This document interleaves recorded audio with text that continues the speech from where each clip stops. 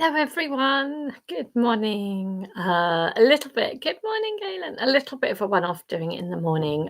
Lots going on, so I had to shuffle things around. So apologies. So maybe some of you are catching up after. I don't know. Yeah, things just get a little bit more mixed up these days. And probably the next fold, I'm afraid, won't be until a month's time, but it will be at the 2 o'clock. So hopefully that will be better. Just trying to be in the hospital a little bit more.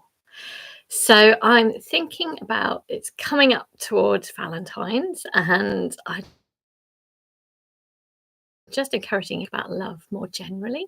It's so important in our lives. We're only really alive because of love, being looked after, hopefully well enough to have survived anyway. So thinking about love for family, for friends, for pets, and of course for yourself as well. That care being really important. So this one is a traditional fold. It's called Lover's Knot or Love Knot. I hadn't done it before. It's a really peculiar whether I like it or not, actually. It's interesting. It's quite sort of sharp, a little bit almost like a bow tie. But I rather liked putting them together. I was just playing around on a card. I was enjoying putting them together because, of course, they can become a pattern in their own right. Why it's called a knot? Well, if you make one of these and you attempt to open it again, I think you'll realise it really is a knot. It's very hard to undo, actually. So yeah, it's an interesting thing to do. So yeah, sorry about this time. I feel that our usual gang has not been able to make it in the morning, which is completely fair enough. And as I said, this is a one-off. So maybe you'll be able to catch up later. Thank you for joining, Galen. It's really appreciated. I hope you're keeping well. Galen, have you ever folded this one before? I'm sure you have. You're such an experienced folder. I'd never done this one before, so it was nice to look forward to this. It's very pleasing to do. It's almost a little bit like the little square in the middle, a bit like opening the crane where you expand the back. Yes, you have done. Yes, I'm not surprised. But it's quite interesting, isn't it? So yeah, grab yourself some paper. I will keep chatting, I think, for a few more minutes, just in case there's people who are going to join us, Galen. It's worth a go, isn't it? And as I said, I think, oh, you can do it from memory. Well, then that's good. Yeah, I've had to practice a little bit, but you'll probably find it's in there, but it's not instant, isn't it? Yeah. It's quite nice. It's almost a little bit like fortune teller at first, and then it goes slightly different, and then it feels a bit like a crane. You start seeing the similarities between folds in different ways. It's wonderful, really fascinating. Yeah, quite a few people have said that they've enjoyed doing this in childhood. So it's something that quite a lot of people have folded. As I said, I haven't before. It's almost folding and then a little bit of unfolding. I love that. And as I said, have a go at maybe making one and seeing if you can undo it again. It's surprisingly difficult, so I like the idea that it's a knot. So I guess you could write something really private in there, maybe, and know that it's quite tightly sealed. So yeah, I'm going to start grabbing myself some paper, maybe write something. Maybe you could write like a little message to yourself, something to inspire you, thinking about that self-love, which is really needed, because actually without that, how can you really care for others? You gotta start closest. Be kind to yourself. It will give you that more energy and resilience, and we're all having to work at that all the time, myself included. But being kind to yourself is really important. And hopefully doing something like this is giving yourself some lovely time. So I'm assuming you don't have origami paper of Galen. I suspect strongly that you do. But I'm just going to show you anyway from just whatever paper you have around. So I'm going to make A5, nice strong folds. That in itself is quite pleasing. Opening up, so it's like a nice little mountain. Again, you can just enjoy how the fold has made such a difference to the form and structure. There's something just so delightful about origami. A single fold, and this is a beautiful thing. Right, a little tiny nick there, and keep your hand nice and close to the edge. There we go. That's it. So we'll start by making a square first of all, and then maybe if you think about a message, or maybe just a thought inside there as to what it is. So I'm just going to know, sometimes you can feel like you're sealing a little thought inside there, a little wish. There's something about origami and wishes and hopes and dreams. It's so lovely. I think it's from such an innocent, playful, beautiful place, and it doesn't matter what age you are. It could be, yeah, you could have very sweet feelings, I think, around origami. Treasure them. So maybe some kind of message in the middle. So Galen, if you're using origami paper, it's maybe one side is less patterned, or maybe you're using plain. I think often people who do lots of origami, I think, can love the plain because it can actually show the structure a lot more. So you could write some kind of little message.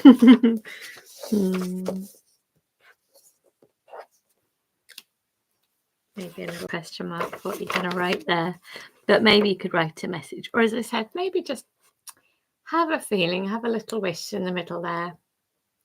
Maybe make it self-care. Maybe it's for something else. Maybe it's a wish for someone else. So we're going to start folding. So this is our white side. This would be our pattern side. I might really quickly just give it a few marks just so you can see which side is patterned, and also to show you can actually make your own pattern paper in some ways, and it can be super simple and can look quite nice. There we go. That's my own unique origami paper. That will do. Spontaneous and fast can be quite fun, a bit of a contrast almost to the origami. So right, first we'll give a diagonal line, and this will be on your sort of white side. And then turn it round and do the other diagonal line. Oh, yeah, I'm missing the usual crew. Definitely got to get back to the 2 o'clock, haven't we? And that'll be in a month's time, I'm afraid. But at least it will be the normal slot, Wednesday at 2 o'clock. Right, so we'll take the outside to the middle. It's gloriously like a beautiful little fortune teller, which is just such a calming thing, bringing those edges to the middle. It's already enclosing and trapping the inside there, and the pattern's already changing. If you've made any marks on the paper, then there we go. It's looking like an envelope. It's like points. It really is like trapping something in there. Okay, so it should look like that. It's lovely in itself, isn't it? Could be, that self, if you had lots of those together with little things inside, could make a beautiful display. Treasure every little step of this. So next, turn it over to that smooth side, and we'll take each corner to the middle. So it really is like a fortune teller. Managed to cut myself slightly with a knife last night. A bit hungry while chopping onions. Thankfully not bad at all. But you suddenly become quite aware of your fingers if ever you have a cut and you're trying to do some origami. All right, I'm thankful for it normally being all right. There we go, to every corner. That should be nice and straightforward, like so. Right, are you ready for the next step? So it should look like this. I'll turn to the back. And if you're doing the fortune teller, it'd be really easy how it comes together. It's slightly different. Almost think of this as almost a sort of opening flower. You've got these diagonal lines for each square. I want that to be the main line. So I'm picking up each of these, and I'm just getting these diagonal lines to become the fold. Oh, easier said than done. So it's almost kind of opening up like a little flower in there. Oh dear, it looks like a tangle already, doesn't it? But that's what you're aiming for each of these. Taking these, lifting these up and getting them to fold along those diagonal lines. Did that work for you? Do you want me to explain again? So it was sort of like that, the fortune teller, and I started to lift up each of these and fold along those diagonal lines so they really start to stick out, and it feels a bit awkward, to be honest, but that's part of the enjoyable challenge of it all. There we go. Great. So as it is now, if you just squash it down, and it should form this shape. There we go. So it's looking like that. Yeah, to the pointy bits at the top. Hopefully you're all together now. Yes. Sorry, it's not the afternoon. Clearly it's better for people, but I thought otherwise it's getting complicated, so let's just make sure it happens. I'm going to pop my finger in that little slot, push down to make a square like so. So pop your finger into that slot, squash down to make a square, and turn to the back, and the same thing. Pop your finger in, squash it down. There we go. So it sort of feels again a bit like a fortune teller, but it's not. I don't think it is. For now, I wonder. It does look like it, doesn't it? There's often more than one way to do the same thing. It's what's wonderfully mind-boggling about origami. There we go. Right. Oh, 4-inch paper. So it's quite small. So this is going to be a really small little. Yes. Not often that we see people using inches anymore. But it's a nice measurement as well. Okay, so hopefully, is it looking like this way up? So I guess it's kind of like almost tent position this way up. And we're almost there actually. We're going to take the top corner, lovely, and fold it down along that vertical line. Like so. Definitely helps if you see what you're doing. So like so. So it was that top corner. So it's at tent position, top corner down along that vertical line. And then the same with the other. And then in a moment, you'll turn it round and do the same thing on the back. Like so. So it's done that front. And then at the back, same thing. I just never cease to be amazed by the sort of childlike joy it can produce in the origami. And I'm really enjoying these traditional folds because they're so lovely that they've been passed on and shared through generations, and they're for anyone to use without any complications beyond that. And actually, the traditional ones are almost the simplest because they're the ones that will be found the first. And often the simplest can have so many beautiful things in it and have so much meaning. So obviously you can do very complicated pieces of origami, but I encourage you to start simple and see where you go. It's really a matter of taste. It's like art generally, whether you like simple or complicated. Right, so it should look like this. Now, if you look at the bottom, it's this interesting shape. This is actually reminding me of the persimmon. I don't know if you remember doing the persimmon, but it's an interesting little shape here. So I have to remind myself, but can you see if it's looking like that, tilting underneath. And I want you to hold it with your fingers there on kind of holding the outside. So it's keeping it all closed like that. It's like a little bow tie at the moment. And now you can slowly bring your fingers apart, and it will inflate that square in the middle. So it's like inflating, like as you would with the origami crane. Hopefully it will pull, it will expand, squash it down. And there you are. That's your lover's knot.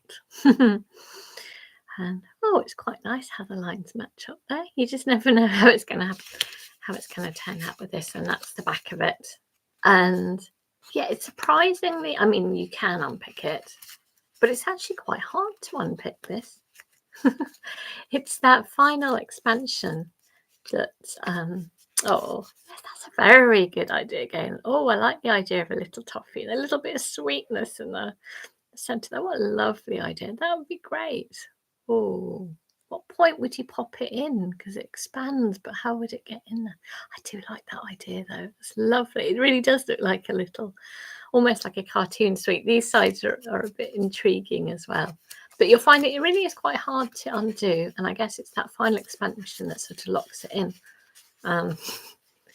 even there, you're like, I still can't quite get into it. So any little message written in there is tightly sealed away.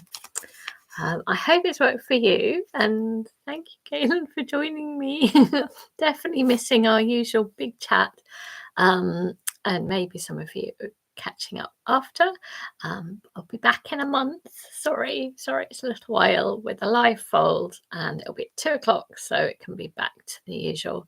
And look forward to that. Oh, Galen, did you remember? Did it feel like, oh yeah, I remember doing this? I mean, obviously you remember that you've made one, but did it fall back into position? Oh yes, I do have a date. Good idea, Galen. Right, let's have a look at the diary. So I think, let me see. So a Wednesday, let's look at this diary. Wednesday, the 28th of February. Yes. Excellent. So Wednesday, the 28th of February at 2 p.m. Maybe if I give it title for this one, so that you know when the next one is. Yeah, sorry, it's a little while. Bit more work in person. Maybe at some points I might need to change the day. Oh, yeah, I guess it's less consistent in those days of the pandemic when we were just at home all the time, so it's really easy to stick to things. Anyway, you're so welcome. Thank you for joining, Galen, and everybody else. I can see there's others there as well. Really wishing you a good month, and keep up that self-care. Think of love more generally. Friends, family, pets, and yourself. Take care. Bye-bye.